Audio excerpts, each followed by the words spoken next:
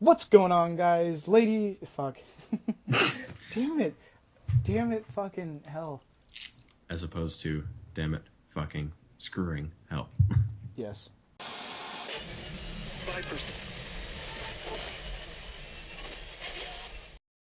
What's going on, guys? Welcome back to the Common Cast. It is me, your host, Torque, and I am here joined by Edge of Space. And today we are doing the top 10 superstars who need to get back on track as soon as possible. So, let's get right into it. Coming in at number 10 is Natalya. Natalya has been out of it for a long time. She just performs. She's not really doing anything.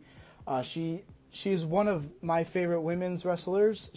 I believe she is one of the few that deserves to be on the main roster and can put on a good performance. Therefore, I think she needs to be more involved in this whole Divas revolution. I put air quotes on that because it kind of failed. I feel she should be more involved in this whole revolution that's going on because she's one of the few that have started it. Yes, little footnote on that is that I think the revolution is dead and over, and with people like Nikki Bella getting injured, being out for a couple of months, Natalya is going to need to step up her game, and the booking department is going to have to back her. That being said, moving right along, number 9, we have Wade Barrett, or Bad News Barrett, or King Barrett. No, we're dropping King Barrett because he needs to get back on track here. It seems like ever since he won the King of the Ring tournament, it feels like he's been going backwards. Like, remember back in the days when winning the King of the Ring tournament gave you a shot at the championship? Yeah, I remember that too, even though I wasn't alive for when majority of it was happening. But Barrett wins King of the Ring, and then he feuds with R-Truth, who went around with a Burger King crown, and his scepter was a plunger. Wade Barrett needs to get back on track. If they were going to do a rebirth of the Nexus, I feel like he could be a good little mentor for that. Put him against the League of Nations, that helps all of them. Barrett, our number 9, needs to get back on track. Speaking of the League of Nations, number 8 is Alberto Del Rio. I cannot roll my R, so I'm not going to try. Neither can I. Anyway, this guy came out and beat John Cena with a simple kick to the chin. His comeback was unexpected. I should have seen it coming, but I didn't, and we were very excited for it. However, he tried doing this Mex America thing that just with Zeb Coulter, and that just kind of killed his momentum. Then I started getting hope that maybe, since he dropped this whole Mex America thing, he would start getting a little more interesting, a little more just active, if you will. And, a little less Zeb Coulter. And he's a champion, and he seems to be jobbing to people. I mean, especially Kalisto lately, but he didn't seem like he did anything important. I don't even know if he had a rematch with John Cena. No, he didn't. Yeah, he did. Wait, no. I think he did, but it was, it ended via interference by the League of Nations, so take that as you will. But then he had a little thing with Jack Swagger, which went nowhere, and now Kalisto has it. And I just think Del Rio should be at the top where he was back in like 2012. Anyway. Yes, that being said, moving right along, only person who is currently on NXT who we feel needs to get back on track, that is Baron Corbin. Baron Corbin is a tough one. He's been in NXT longer than pretty much anyone else on the male roster currently, like who's been on TV. Like obviously there are guys who have been in and out a lot longer, but Corbin has been in NXT for what I think it's 3.5 years now. Never held the championship. Doesn't seem to be moving up to the main roster anytime soon. Baron Corbin needs to get back on track. When people are saying Baron's gonna bore you as the chant, we have a problem.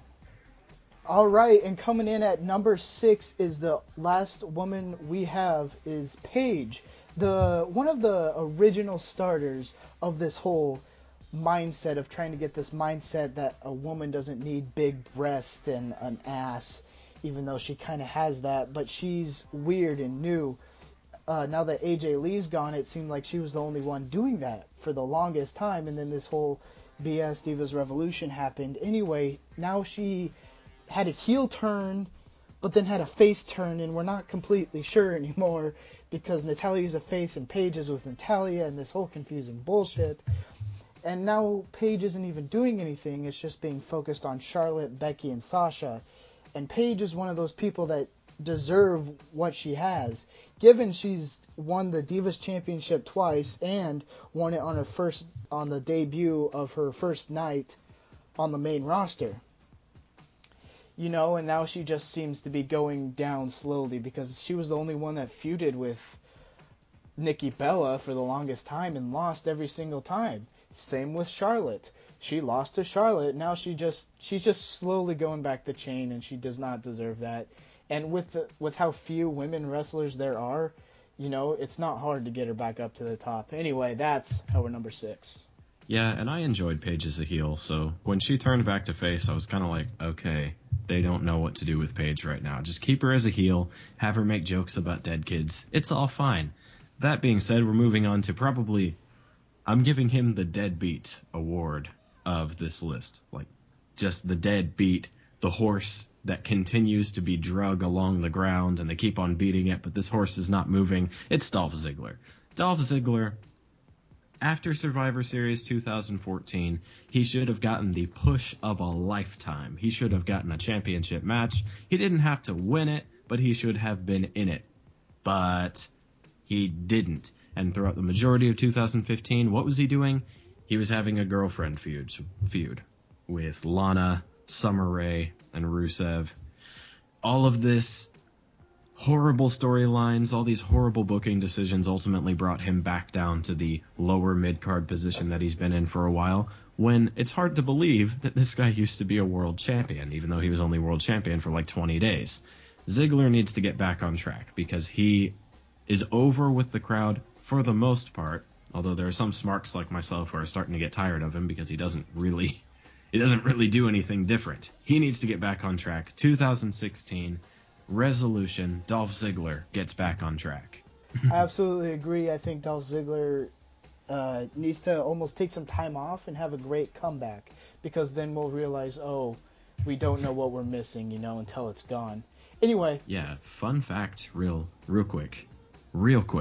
Ziggler, I believe, is like, he passed 300 matches, like, continuously, without taking time off, just recently.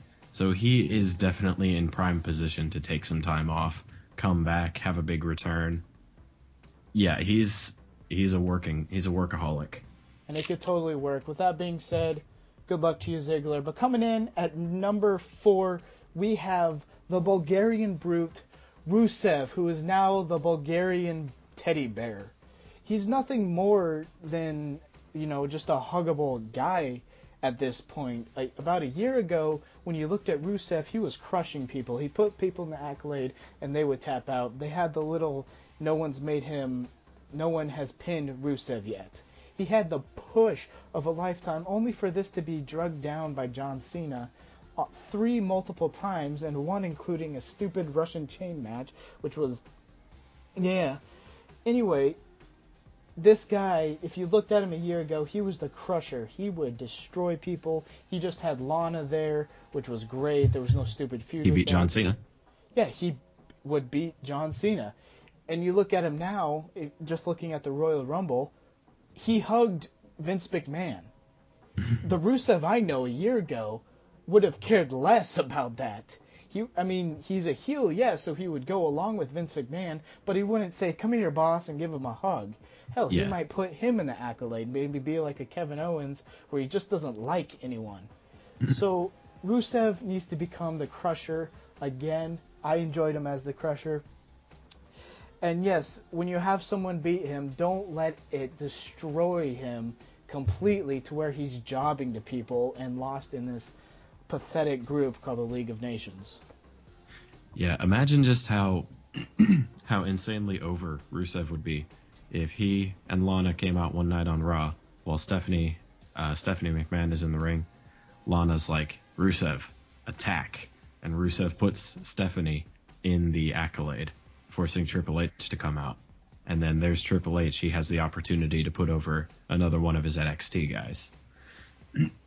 I think that would totally work. Although I wouldn't put it as a face turn. I'd put it as more like a Brock Lesnar thing. Like, it's going to be an unstoppable. It's going to be the unstoppableness that he needs to have. It's not a face turn, don't get me wrong. All right, just making that clear. Anyway. And as we get into the final three superstars that need to get back on track very soon, we have the breakout star the breakout star of the year, Neville. Now, here's minor rant about the Slammies. The Slammies, I don't know how many of you people actually think they really let you vote for this stuff. They don't. It's like the rest of wrestling. It's scripted.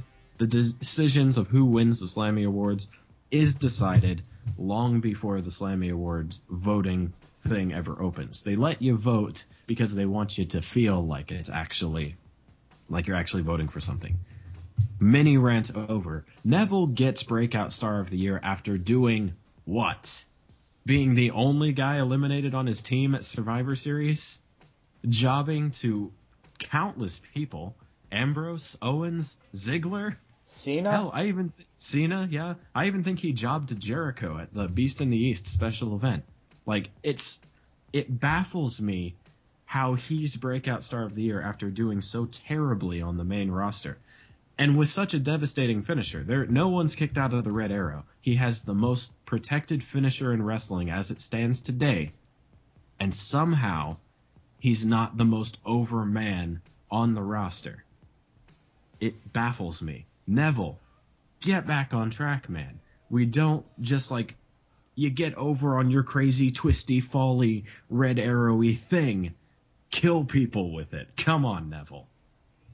Another thing, to go along with Neville, it's kind of like Rusev. You look at Neville maybe a year and a half ago when he was NXT champion, that was Adrian Neville, the high-flying badass. You look at him now, he was dressed up as a fucking elf at one point. I think that was on SmackDown, but what the hell is this?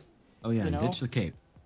Yeah, and ditch the cape. The bullshit cape. No one likes the cape. Don't be a superhero. Find a new entrance music. You are the man that gravity forgot. That's a superhero. I don't necessarily... I think you could say that, but you can't be a superhero. It's too cartoony and too gimmicky to get over with the majority of the crowd. Yes. With Neville being at number 3. Number 2, one of NXT's most prized possessions, Tyler Breeze. Now, Tyler Breeze... oh, dude, I love this guy. I think I know his gimmick won't get over with the crowd. I don't mind his gimmick. I think it's funny at times. He's the pretty boy. I don't mind it. But he comes on the main roster, gets a win against Ziggler at one pay-per-view, which is burying Ziggler again. But he gets a win over Ziggler at one pay-per-view. Then he loses to Ziggler 2 more times on, I think it was Raw or SmackDown. And nothing from that. There's nothing else from Tyler Breeze. The only other thing I can remember was a 8-man tag team where he was with the Ascension and Stardust. And this guy is being put down to shit. And this guy deserves so much more. He shined in NXT, and now he's not going to be able to get the opportunity to shine on the main roster just simply because he's not going to be given the chance. And I'm sorry to say it, Tyler Breeze. I love you, man. You're a great performer. You can pull off wrestling so well. You're awesome. But, man, you're going to fall to Curtis Axel's level. Yeah, he'll be joining the Social Outcasts in no time. Don't worry. Yeah, and you just won't get a push. I'm sorry. And with that, our number 1. Now, once again, this list, totally subjective. It is our opinion based on what we see of the wrestling product as it stands today. You can dispute us. However, our number 1 should be obvious, because you haven't heard his name yet. It's Kevin Owens. Now, Kevin Owens, he needs to get back on track on the sole fact that he has gone downhill since he debuted continuously at a steady slope, and despite winning championships, his decline in popularity has not plateaued. It has not stopped and it has not improved. It is continuously spiraling downwards. You beat John Cena once. You jobbed to him twice. You jobbed to a couple of people. You get 1 win on Cesaro. Then you job to some more people. Then you win the Intercontinental Championship. Then 2 months later, you lose it to Ambrose.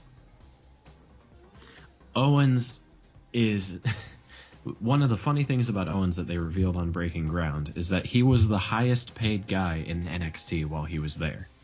Like, he was so good and he had so much credibility that he was getting paid more than everybody else on the roster. So you think when he moves up to the main roster, he's going to be hot shit. And for a while he was.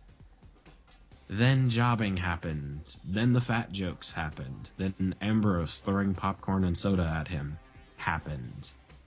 Then him losing the Intercontinental Championship happened. Owens was the real breakout star of the year. And yet he didn't get the push that we wanted him to get. It's so sad because Owens is on top of his game in terms of his ability.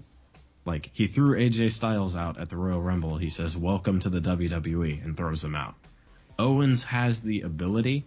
He just needs the booking. And Kevin Owens is our number one pick for superstars who need to get back on track very soon. Just a quick comment about Kevin Owens is he should be built as a toned down Brock Lesnar is how I would put it. Heels are known for being cowardly, if you will. The Miz is a prime example, but Brock Lesnar is a heel who doesn't back down from a fight. That's what Kevin Owens should be, and Kevin Owens did that for a while, but now he was in NXT. That was his gimmick. It was fight Owens fight. Yeah, and now he just rolls out of the ring and leaves and says, "I don't need this," which is okay occasionally, maybe in like a 6-man tag team match, but when it's a one-on-one and he's leaving, it makes him look weak. It makes him look like he can't beat them, so he's walking out. And that's not how Kevin Owens should be. I mean, in some cases where he walked out on like Sheamus and Rusev one night when it was like a 3v3 tag, that was okay. That showed that Owens was a beats to his own drum. But once again, tag team match, walking out on your shitty teammates, fine. Singles matches, Owens should be able to beat anybody because he's just that good. Like, he should be built as the technical master that he is.